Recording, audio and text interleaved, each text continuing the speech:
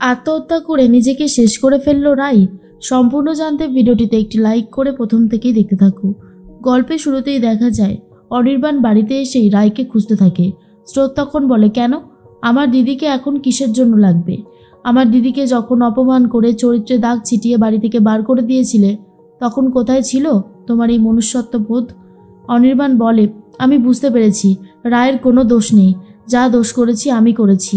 আমারই তো শাস্তি পাওয়ার সময়, আমাকে শাস্তি দাও, কিন্তু একবার বলো না রাই কোথায় রয়েছে? তখনই বিক্রম বলে, কি বলছো নাকি? হ্যাঁ, রায়ের কোনো দোষ নেই? তুমি শুধু শুধু মেয়েটাকে ভুল বুঝেছ। আমরাও তো ওকে ভুল বুঝেছি। তখনই স্রোত বলে, জানো তো অনিদা, তোমার কোনো দোষ আমি এখানে দেখতেই পাচ্ছি না। তোমার সাথে তো আমার দিদিভাইয়ের কিছুদিনের আলাপ, তাই তোমার দোষটা আমি দেখতে পাচ্ছি না। যারা আমার দিদিভাইকে ছোট থেকে বড় হতে দেখেছে, আমার মা স্বয়ং জন্ম দিয়েছে, সেই মাই তো আমার দিদিভাইকে চিনতে পারেনি, তাহলে তুমি কি করে চিনবে? এখন আমি খুব ভালো মতন বুঝতে পারছি যে কেন কেন আমার দিদিভাই এতটা কষ্ট পেয়েছে। আসলে যে মানুষ কোনো দোষ করেনি তাকে সবাই যদি দোষী বলে তারও তো খারাপ লাগে। মা, এখন তুমি নিজেকে ক্ষমা করতে পারবে তো? এর মধ্যেই নন্দিতা কান্নাকাটি শুরু করে দিয়েছে আর বলে, আমি রায়কে ভুল বুঝেছিলাম, রায়কে কষ্ট দিয়েছি, আমি একদমই ঠিক কাজ করিনি, আমি খুব ভুল কাজ করেছি। এর মধ্যেই মনে মনে বিক্রম ভাবে, না না, রায় এভাবে কষ্ট পেতে পারে না, ওকে এক্ষুনি ফিরিয়ে আনতে হবে। তার মধ্যেই বৌমণি বলে, একটা কথা জেনে রাখো, তুমি যেই অন্যায়টা করেছো না, সেটার কোনো ক্ষমা হয় না। একটা মেয়েকে ভুল বুঝেছো, তার চরিত্রে দাগ ছিটিয়েছো, আর কি বাকি আছে? না না, আমিও জানতে চাই আর কি বাকি আছে। সব কিছু তুমি শেষ করে দিয়েছো। কি ভেবেছো এইভাবে তুমি পার পেয়ে যাবে? রায় আসুক না, আমি বলবো যেন কখনো তোমাকে মেনে না নেয়। অন্যদিকে ঘুম থেকে উঠে গিয়ে নীলু বারবার করে সূর্যকে ফোন করছিল, কিন্তু কোনোভাবেই সূর্য ফোন ধরছিল না। নীলু তখন ভাবে, কি ব্যাপার হলো, এতবার করে ফোন করছি, ফোনটা ধরছে না কেন? এর মধ্যেই নীলু চিন্তায় পড়ে যায়। কাল রাতে কতটুকু ড্রিঙ্ক করেছে আর কতটুকু সূর্যের কাছে বলেছে সে বিষয়ে নীলু এখন খুবই চিন্তিত। এর মধ্যে ফোন তো ধরছে না, কিন্তু সূর্য বাড়িতে চলে এসেছে। সূর্য বাড়িতে এসে কথা বলতে থাকে বাবার সাথে। এর মধ্যেই নীলু ছুটে এসে বলে, কি ব্যাপার? হ্যাঁ, তুমি আমাকে এরকমভাবে না জানিয়ে বেরিয়ে গেছিলে কেন? তুমি জানো আমার কতটা দুশ্চিন্তা হচ্ছিল। তোমাকে ফোন করলাম, তাও ফোনটা ধরলে না কেন? সুচিস্মিতা বলে, হ্যাঁ রে সূর্য, এটা সত্যি কথা। নীলু কিন্তু খুবই চিন্তা করছিল, কখন তুই আসবি, কখন ফোনটা ধরবি। তা একবার বলে গেলে কি হয়? এর মধ্যেই ডোরা বলে, আমাদের কথা বাদ দাও, কিন্তু যাকে তুমি ঘটা করে এই বাড়িতে নিয়ে এসেছো, কই তাকে তো জানালে না? সূর্য বলে, সরি, সত্যি কথা বলতে গেলে আমার ভুল হয়ে গেছে। তবে বাবা, কাল রাতে আমি নীলুকে ফিরিয়ে এনেছিলাম বলে তোমরা অনেক কথাই আমাকে বলেছিলে। আমি সেই সব কিছুর জন্য ক্ষমা চেয়ে নিচ্ছি। সে সমস্ত কিছু বলা একদমই উচিত হয়নি আমার, কিন্তু এখন আমি তোমাদেরকে সত্যিটা বলবো। আমি খুবই লজ্জিত হয়ে গিয়েছিলাম যখন রায় ওই ছবিগুলো নিয়ে আসে। মাও আমাকে ভুল বুঝেছিল।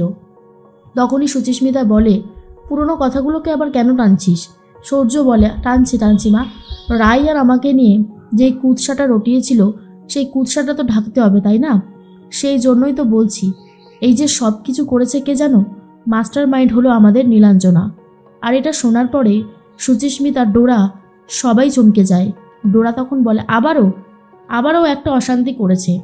নীলু বলে, সূর্য, তুমি এসব কি কথা বলছো? চলো ঘরে চলো, তোমার মনে হয় শরীরটা খারাপ লাগছে। তখনই সূর্য বলে, একদম আমাকে টাচ করবে না।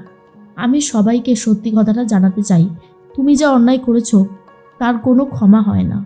এত বড় অন্যায় কি করে করতে পারলে নীলু? না, আমি জানতে চাই কি করে করতে পারলে? তুমি না আমাকে ভালোবাসো? ভালোবাসার মানুষকে এইভাবে বদনাম করতে পারলে তুমি? শোনো, তুমি যেটা করেছো সেটাকে অন্যায় বলে, অন্যায়। আর এই অন্যায় আমি বরদাস্ত করব না। মা, কাল রাতের বেলায় নীলু নিজের মুখেই সবটা স্বীকার করেছে। আজ সকালে আমি অনিদার বাড়িতে গিয়েছিলাম, অনিদাকে সমস্ত প্রমাণটা দিয়ে এসেছি। তখন নিশ্চয়ই রাই আর অনিদার মধ্যে ভাব ভালোবাসা হয়ে গেছে। কিন্তু নীলু, তোমাকে যে আমি এই বাড়িতে রাখতে পারবো না। এর মধ্যেই দেখা যায় চরকি স্কুল থেকে ফিরে এসেছে। চরকিকে দেখার পর অনির্বাণ বলে, কি হয়েছে চরকি, কি হয়েছে বলো?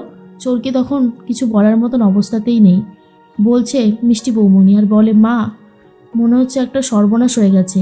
ওদের স্কুলটা থেকে আর একটু এগিয়ে গিয়ে 3 রাস্তার মোড় পড়ে, সেখানে একটা অ্যাক্সিডেন্ট হয়েছে। সেই মেয়েটা নাকি নীল কালারের শাড়ি পরেছিল, আমাদের রাইও তো নীল কালারের শাড়ি পরেই গেছে। এটা শোনার পর নন্দিতার অবস্থা খুবই খারাপ হয়ে যায়। বিক্রম বলে, এই সবাই কি পরতে পারে না নীল শাড়ি? হ্যাঁ, কি বলতে চাইছো তুমি? শোনো মিষ্টি, এসব কিছুই হবে না, আমার বোনের কিচ্ছু হতে পারে না। এর মধ্যেই স্রোত বলে, আমি বুঝতে পেরে গেছি, আমার দিদিভাই আমাদেরকে ছেড়ে চলে গেল।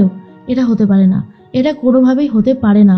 সবাই মিলে পুলিশ স্টেশনে যাবে বলে ঠিক করে। তখনই নন্দিতা বলে, আমিও যাব। মিষ্টি তখন বলে, মা আপনি বাড়িতে থাকুন, এতগুলো আঘাত আপনি সইতে পারবেন না, আপনার শরীর খারাপ হয়ে যাবে। নন্দিতা বলে, না আমি যাব বলছি তো। এরপর সবাই মিলে চলে গেছে। অফিসারের সাথে কথা বলতে থাকে অনির্বাণ, আর বলে একটা অ্যাক্সিডেন্ট হয়েছে, আমরা তার বিরুদ্ধে তার হয়ে খবর নিতে এসেছি, আমাদের লোক কিনা। আর তখনই অফিসার বলে, সকাল থেকে 2-3টে অ্যাক্সিডেন্ট হয়েছে, তার মধ্যে 2জন স্পট ডেড। আপনি কার কথা বলছেন? অনির্বাণ বলে, আপনার কি দয়া মায়া বলে কিছু নেই? এইভাবে কথা বলছেন কেন? বুঝতে পারছেন আমাদের মনের অবস্থাটা ঠিক কেমন? তখনই অফিসার বলে, এই শুনুন, রোজ রোজ না আমরা এরকম অনেক কিছুই হ্যান্ডেল করি, আপনাদের মতো মন মানসিকতা আমাদের নেই, থাকতেও নেই, তাহলে আর ডিউটি করতে পারতাম না। চলুন বডি আইডেন্টিফাই করতে যাবেন। নন্দিতা দেবীকে মিষ্টি বৌদি নিয়ে যেতে চায় না, কিন্তু নন্দিতা দেবী বলে, আমি যাব, না হলে রায়কে চিনবে কে? হ্যাঁ আমি যাবই। এর মধ্যেই অফিসার মর্গে নিয়ে গেছে আর বলে, একটু দাঁড়ান, আমি কথা বলে আসছি। তার মধ্যে অনির্বাণ মনে মনে ভাবতে থাকে, কেন আমি রায়কে অবিশ্বাস করলাম? স্রোত তো খুবই ভেঙে পড়েছে, বাড়ির প্রত্যেকের অবস্থাই খুবই খারাপ। অন্যদিকে নীলু বলে, সূর্য আমাকে ক্ষমা করে দাও, আমার কোনো দোষ নেই। এর মধ্যে সুচিস্মিতা বলে, ও এই সব কিছু করলো কি করে? তখনই সূর্য বলে, মা আজকাল টাকা খাইয়ে ফটোশপ দিয়ে সব কিছুই করা যায়, সেটা তুমি জানো না, কিন্তু নীলু খুব ভালো মতন জানে, আর সেই জন্যই এই স্টেপটা করেছে ও। এরপর ডোরা বলে, কি সাংঘাতিক মেয়ে রে বাবা, একে তো বিশ্বাস আর ভরসা কোনো দিক দিয়েই করা যায় না। তখনই অনির্বাণ বলে, আর করবেও না। এর মধ্যেই অনির্বাণ বারবার করে রায়কে বলতে থাকে, রায় আমার কাছে ফিরে এসো, আমি আর তোমাকে অবিশ্বাস করব না। এর মধ্যে ভেতর থেকে একজন লোক এসে বলে, অবস্থা কিন্তু খুবই খারাপ, এটা কিন্তু কোনো পেশেন্ট দেখতে আসা না, একজন মৃত ব্যক্তিকে দেখতে আসা, অবস্থা খুবই খারাপ, মুখ তো চেনাই যাচ্ছে না, অ্যাক্সিডেন্টটা আসলে সামনে থেকেই হয়তো হয়েছিল। এরপর অনির্বাণ আর স্রোত এগিয়ে যেতে থাকে। নন্দিতা দেবী এগিয়ে যায়, মনে মনে ভাবতে থাকে, এটা যেন আমার রাই না হয়, এটা যেন রাই নাই হয়। এরপর দেখে ভয় পেয়ে চলে গেছে বাইরে, আর বলে, এটা কি আমার রাই? এর মধ্যে স্রোত বলে, আচ্ছা এনার সাথে কিছু ছিল এমন কিছু? তখনই শাড়িটা দেখায়, আর শাড়িটা দেখার পরেই স্রোত চিনতে পেরে গেছিল, এই শাড়িটা পরেই তো রাই বেরিয়েছিল। তাহলে শেষ পর্যন্ত দিদিভাই শেষ হয়ে গেল। এরপর কান্নাকাটি করতে করতে স্রোত বাইরে চলে যায়। বডি টাচ করতে চাইলে অনির্বাণকে আটকে দেয় অফিসার, আর বলে, পোস্টমর্টেম হয়নি, খবরদার এখন টাচ করবেন না। এর মধ্যেই সূর্যর কাছে খবর পৌঁছে গেলে সূর্যও খুব ভেঙে পড়েছে।